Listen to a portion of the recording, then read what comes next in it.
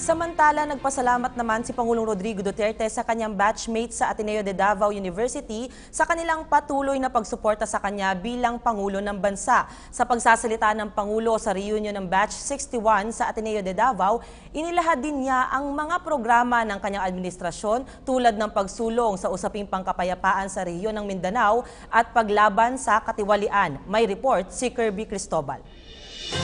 Dinaluhan ni Pangulong Rodrigo Duterte ang ginanap na reunion ng kanyang high school batch of 1961 ng Ateneo de Davao sa Marco Polo Hotel sa Davao City kahapon.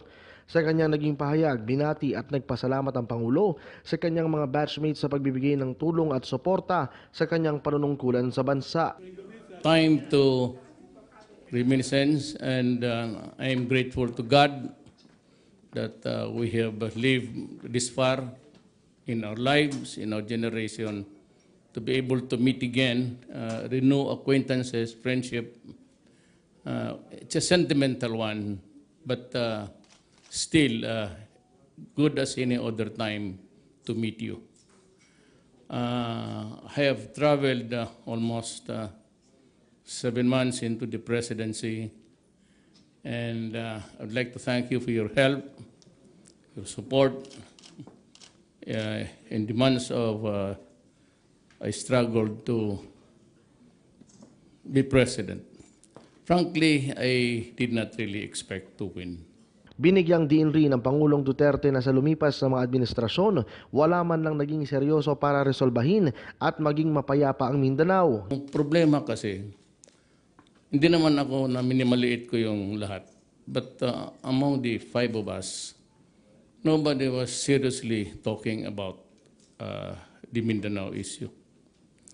Hindi kasi alam ng, maybe not realized by anybody outside of Mindanao, that this issue about the Moro could create a big fissures in our national life.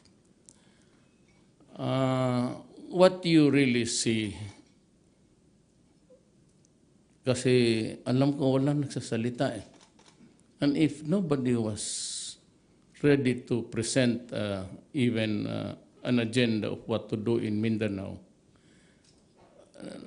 mukhang I was not really comfortable because we have suffered terrorism many times. As a matter of fact, the last time in Jan's harap. But because the Davaoenos have endured this kind of disastrous events, parang, well, the slogan is really get back to normalcy as soon as possible.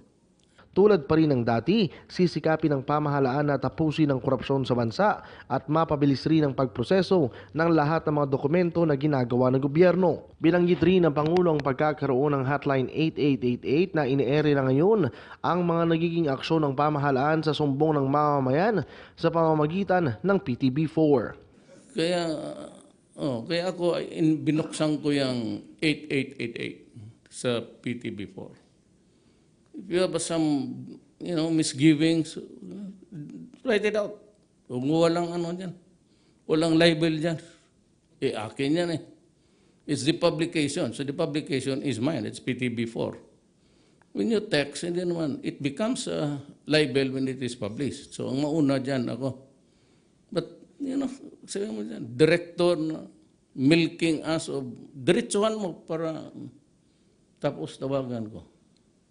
Wala akong pasensya wala akong second chance. Zero tolerance talaga ako. Sinabi ko sa lahat yan.